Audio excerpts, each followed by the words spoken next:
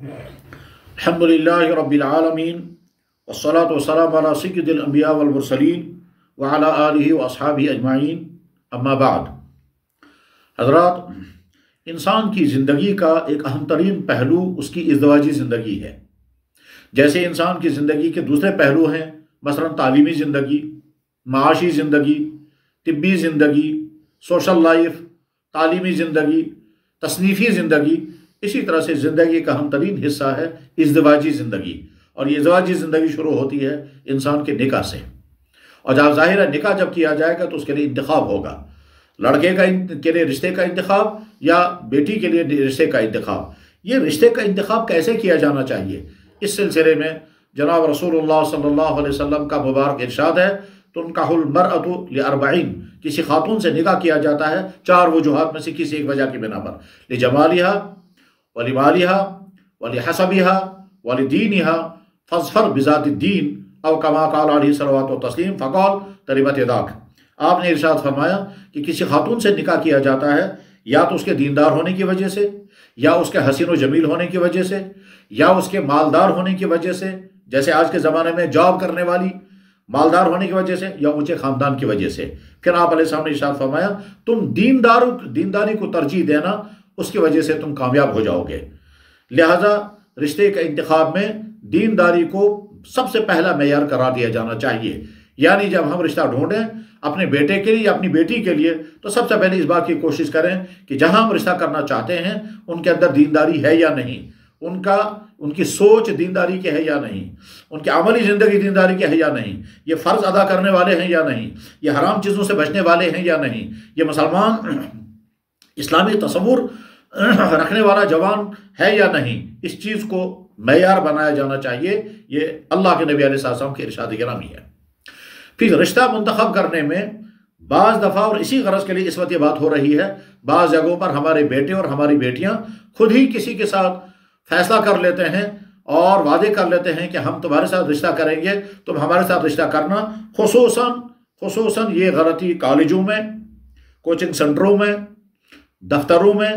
جہاں غیر شادی شدہ لڑکے اور لڑکیاں ایک ساتھ رہتے ہیں، وہاں وہ آپس میں ایک دوسرے کے قریب آ جاتے ہیں، پھر ان کا ملنا جلنا ہوتا ہے، پھر وہ آپس میں وعدے وعید کرتے ہیں کہ صاحب میں تمہارے ساتھ کروں گا تو میرے ساتھ کرنا۔ اور بعض دفعہ لڑکے اور لڑکیاں جو ہیں وہ خفیہ نکاح کر کے بھی رکھتے ہیں، اور یہ خفیہ نکاح کرنے کے بعد اس سے آگے تک بھی کبھی کبھی پہنچ جاتے ہیں، جو نہیں ہونا چاہیے۔ تو پہلا سوال یہ ہے کہ کیا لڑکوں اور لڑکیوں کو اپنا رشتہ منتخب کرنے کا خود اختیار ہے یا نہیں؟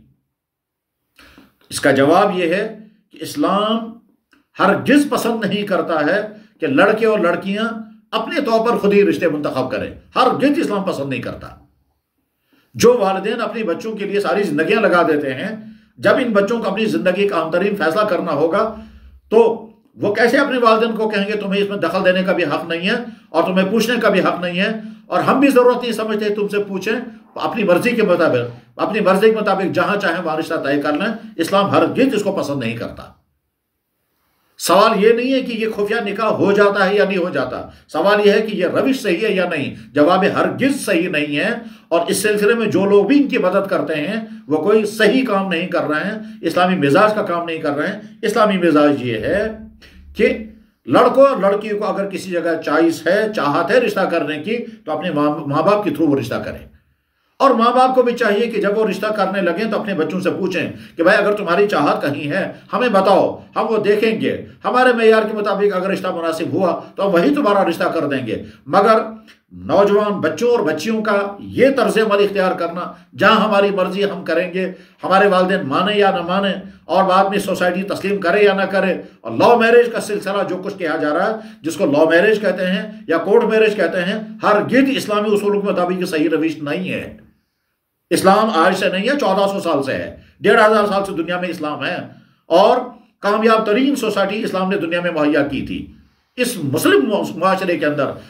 بے قابو لڑکوں کا کوئی وجود نہیں ہونا چاہیے کہ لڑکے اور لڑکیاں اپنی مرضی سے جہاں چاہیں وہ نکاح کریں، ہرگز نہیں۔ بلکہ جناب رسول اللہ صلی اللہ علیہ وسلم نے ایک حدیث میں تو سخت ترین نکیر فرمائی ہے۔ آپ نے فرمایا کہ جس کا ترجمہ مبارک یہ ہے، الفاظ مبارک اس طرح ایما امرات نکحت بغیر اذن ولیہا فنکاحها باطل باطل باطل، جو خاتون بھی اپنے ماں باپ کی اجازت کے بغیر، اپنے ولی کی اجازت کے بغیر اپنا نکاح کرے، اس کا یہ کام، یہ عمل باطل ہے باطل ہے باطل ہے۔ اب اس کے بعد اگر کوئی بیٹی خود بخود ہی فیصلہ کرتی ہے میں فلاں لڑکے پر فدا ہوں اور فلاں لڑکا مجھ پر فدا ہے اور ہم اس کے ساتھ خفیہ نکاح کر لیں گے اور چپکے سے جا کر کے کورٹ میں نکاح کریں گے، چپکے سے جا کر کسی صاحب کو بلا کر اسے خطبہ پڑھائیں گے اور آپس میں نکاح کر لیں گے، یہ روش اسلامی اصول کے مطابق ہرگز صحیح نہیں ہے۔ اس کے بعد اگر کسی لڑکے اور لڑکی نے آپس میں طے کر لیا کہ ہم آپس میں رشتہ کریں گے تو ان کو چاہیے کہ وہ خفیہ نکاح نہ کریں، ان کو چاہیے کہ وہ چھپا کر کس عمل کو نہ رکھیں، ان کو چاہیے کہ اپنے ماں باپ تک یہ بات پہنچا دیں۔ لڑکا ہو تو وہ اپنے ماں باپ تک یہ بات پہنچائے اور لڑکی ہو تو اپنے ماں باپ تک یہ بات پہنچائے کہ میرا رشتہ جب بھی ہوگا فلاں جگہ ہونا چاہیے، کیونکہ میری پسند کا ہے، یہ جگہ میری پسند کی ہے یا میرے معیار کی ہے یا مجھے اچھا لگے گا۔ تو غرض یہ کہ جب یہ ماں باپ تک بات پہنچائیں گے، اس کے بعد اب ماں باپ کو اچھی طرح سے دیکھنا چاہیے اور معمولی عذروں کی وجہ سے بچوں کی اس خواہش کو رد نہیں کرنا چاہیے۔ بعض جگہ لڑکے یا لڑکی نے کسی جگہ رشتہ کرنے کی چاہت کا اظہار کیا اور ماں باپ خواہ اکڑ گئے، اور اتنے اکڑ گئے انہیں کہا صاحب کچھ بھی ہو جائے ہم یہ رشتہ نہیں ہونے دیں گے، وجہ کوئی معقول نہیں ہوتی ہے۔ ایسے وقت میں ماں باپ کا اکڑ پر آ جانا وہ بھی غلط ہے۔ ایسے وقت میں ان کو سوچنا چاہیے کہ ہمارے بچے نے یا ہماری بیٹی نے اگر کسی جگہ پسند کا اظہار کیا ہے تو ہمیں بلا وجہ اس کو رد نہیں کرنا چاہیے، قبول کر لینا چاہیے اور پھر ٹھیک طرح سے جس طرح سے رشتہ کیا جاتا ہے اس طرح سے اس رشتے کو نبھانا چاہیے۔ وہاں خامخواہ اکڑ بازی پر رہنا اور اڑ جانا کہ نہیں صاحب کچھ بھی ہو جائے ہم رشتہ نہیں ہونے دیں گے، آگے اس کے دو نتائج نکلتے ہیں۔ یا تو اس بچے اور بچی نے آپ کی بات مان لی، چاہت اس کی کہیں اور تھی مگر وہ شریف ہونے کی بنا پر ماں باپ کے دباؤ میں آ گیا اور اس نے خاموشی سے مان لیا چلو جہاں آپ کی چاہت ہے وہیں میں رشتہ کر لوں گا، مگر آگے جب اس کا رشتہ ہوگا تو کبھی وہ خوش نہیں رہ سکے گا، اس لیے کہ اس کی دلی چاہت کہیں اور تھی اور ماں باپ کے اخلاقی دباؤ میں آ کر اس نے کہیں اور جگہ، تو اب اس ہونے والی بیوی کے ساتھ وہ کبھی بھی انصاف نہیں کر سکے گا، جیسی محبت اسے دینی چاہیے ویسی محبت نہیں دے پائے گا اور وجہ بنے گے ماں باپ کی اکڑ بازی۔ اور یا پھر لڑکا جو ہے وہ اپنی ماں باپ کی بات نہیں مانے گا اور نہیں مانے گا، وہ کہے گا جہاں مجھے کرنا ہے وہیں کروں گا، آپ لوگ نہیں مانتے ہیں تو میں خفیہ نکاح کر لیتا ہوں، اور بعض دفعہ پھر بیٹا جو ہے وہ اپنے ماں باپ سے ٹکرا گیا اور خاندان بکھر گیا، اس نے اپنی مرضی سے دوسرے کا رشتہ کر لیا، اپنی مرضی سے رشتہ کر لیا، ماں باپ کو وہ قبول نہیں تھا، نتیجہ ہوا بچہ ماں باپ سے دور ہو گیا، ماں باپ بچے سے دور ہو گئے اور اس کے بعد پھر اگلی ساری زندگی کے جو خواب تھے وہ خواب سارے بکھر جاتے ہیں۔ یہ اس کی دو غلطیاں ہو گئی۔ ایک غلطیاں تو لڑکے سے ہوئی، اس نے خود ہی انتخاب کیا، پھر دوسری غلطی والدین سے ہوئی ہے کہ اب اس نے انتخاب کیا تھا تو والدین اکڑ بازی کے بنا پر اس کی بات نہیں مانی۔ یہ دونوں اپنی غلطیوں کو سدھار کرنا چاہیے۔ دراصل اسلام یہ چاہتا ہے کہ رشتہ جب ہو تو ماں باپ کی رضامندی بھی ہو اور اولاد کی رضامندی بھی ہو، یہ ہے اسلام کا موقف۔ اسلام نہ فل اختیارات ماں باپ کو دیتا ہے کہ وہ اولاد کو پوچھیں گے نہیں، جہاں ہماری مرضی وہاں ہم کریں گے، نہ فل اختیارات اولاد کے ہاتھ میں دیتا ہے جہاں مرضی وہاں وہ کر لے، ماں باپ کوئی نہیں ہوتے، نہیں۔ اسلام ایک تیسرا موقف اپناتا ہے، وہ یہ کہ جہاں اولاد کی چاہت ہو وہاں رشتہ کیا جائے مگر ماں باپ کی کنسنٹ کے ساتھ، جہاں ماں باپ رشتہ کرنا چاہتے ہیں وہاں کریں مگر اولاد کی رضامندی کے ساتھ، دونوں کی رضامندی ہونی چاہیے، کیونکہ زندگی گزارنی ہے اولاد کو اور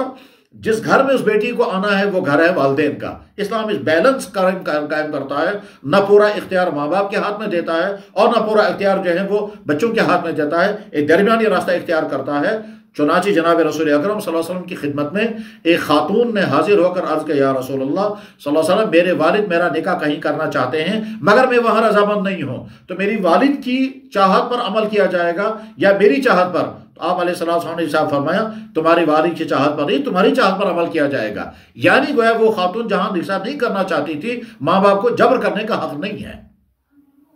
اور اولاد جہاں رشتہ کرنا چاہتی ہے وہاں بھی جبر کرنے کا حق نہیں ہے۔ غرض یہ کہ جبر دو طرفہ نہیں ہونا چاہیے، ایک اعتدال کا رویہ اختیار کیا جانا چاہیے۔ ماں باپ اگر رشتہ کرنا چاہتے ہیں اور انہیں کہیں انتخاب کیا تو پہلے بچوں کو مطمئن کرائیں، اور اسی لیے اسلام نے لڑکے کو دیکھنے کا حق دیا کہ تم دیکھ کر کے بتاؤ بعد میں جہاں تمہارا دکھایا جا رہا ہے۔ لڑکے کو جو بیٹی کو دیکھنے کی اجازت دی جا رہی ہے وہ اسی لیے دی جا رہی ہے، اور اگر بیٹا یا بیٹی کہیں رشتہ کرنا چاہتے ہیں اولم تو ان کو خود بخود انتخاب کرنا ہی نہیں چاہیے، لیکن اگر ان کی چاہت پیدا ہو گئی ہے کسی جگہ رشتہ کرنے کی، چاہے وہ رشتہ داروں میں ہو، چاہے وہ پڑوسیوں میں ہو، چاہے اس کے کلاس میں کوئی خاتون تھی اس کے ساتھ رشتہ کرنے کی چاہت اگر پیدا ہوئی ہے، تو زبان سے ظاہر کرنے کے بجائے اور اس سے وعدہ کرنے کے بجائے سب سے پہلے والدین سے یہ کہیں کہ جی جب میرا رشتہ کرنا چاہیں گے فلاں جگہ میری پسند ہے، آپ لوگ دیکھ لیں، اگر آپ کو بھی پسند آ جائے اور آپ کے خیالات کے مطابق ہو اور آپ کے معیار کے مطابق ہو تو بہت اچھا وہاں رشتہ کیا جائے، اور اس کے بعد پھر اپنی چاہت بیان کر کے ماں باپ کے ہاتھ میں کیس ڈال دیا جائے، اور ماں باپ کو اچھی طرح سے ذہن میں رکھنا ہے کہ ہم بچے کی چاہت کو ترجیح دیں گے اور اس کی مرضی کے مطابق ہم آگے چلیں گے۔ اگر 100% ہمارے معیار پر نہیں ہے مگر بچہ وہاں مطمئن ہے تو ہمیں اپنے معیار کو چھوڑ کر بچے کی چاہت کو ترجیح دینی چاہیے۔ اس طرح سے رشتے آگے چلتے ہیں۔ کاش اللہ تعالیٰ شانہ ہمارے والدین اور ہمارے اولادوں کے درمیان وہ اعتدال کی فکر پیدا فرمائیں جو اسلام کا درہ امتیاز ہے، اور اسی غرض کے لیے اس وقت یہ مختصر سے گفتگو کی گئی۔ اللہ جل شانہ ہم سب کے لیے اس کو مفید بنائے۔ وآخر دعوانا الحمدللہ رب العالمین۔